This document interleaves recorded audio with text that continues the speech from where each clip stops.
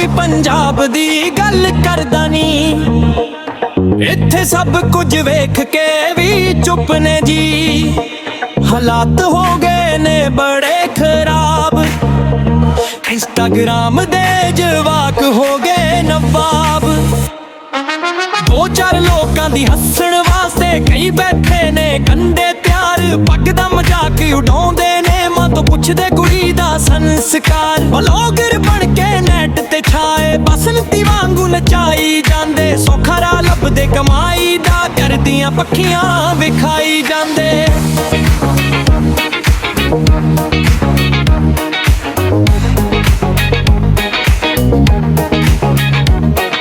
नंगे पुणे नाल होए मशहूर हुण विरसा संभालण दियां गल्लां। इंटरव्यू च बैठ के गल्लां मारदे पग बापू दी पैरां हेठ रल्लां।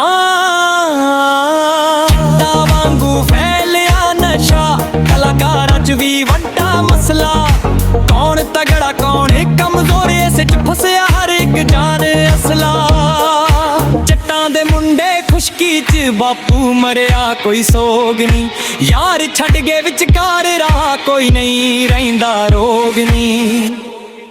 एहो जेही आजादी मिली जिसने साडा ही नुकसान कीता। जे मिलदी इंसाफ सही तरह क्यों सिर वडाउण दा कम कीता।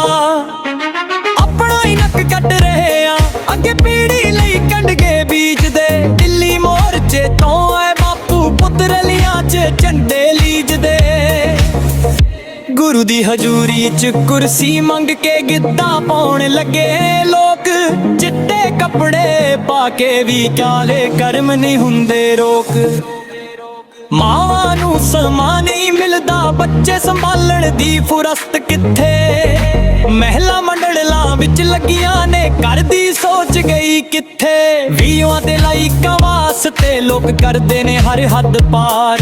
जेलां विच बैठे ने ओ वीर जिन्ना कीता सच्चा प्यार। सारे लीडर हो गए गद्दार कोई अपना नहीं रह गया। पिंडां दी राजनीति विच पंजाब साडा फस के रह गया। अकाली कांग्रेस आम आदमी तीन हिस्सियां च वंडिया पंजाब। एकता दी गल रह गई दूर हर कोई बन गया खुद दा नवाब। कुड़ियां भी हुण हद्दां तोड़दियां नेट ते मशहूरी पाउंदियां। पहला ब्याह फिर होर यार नवियां कहानियां बनाउंदियां। जवाकां नूं नी पता हुण इतिहास कित्थों आया सी। बापू नंदपुरी छड्ड के क्यों तुरिया किस गल ते सिर चढ़ाया सी।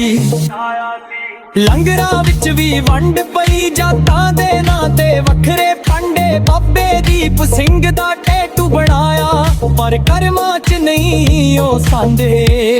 अंग्रेजी कल्चर ने घेर लिया कुड़ियां भी पैग लाउंदियां। जेड़ियां कुवारियां तुरदियां सन हुण विआह तो पहलां ही मुड़ जांदियां।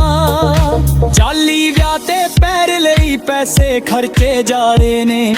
खबरां दी थां तलकां दियां स्टोरियां ही बन रहियां ने। बेबे बापू छड्ड के तुर गए पुत्त विदेशां विच रह गया।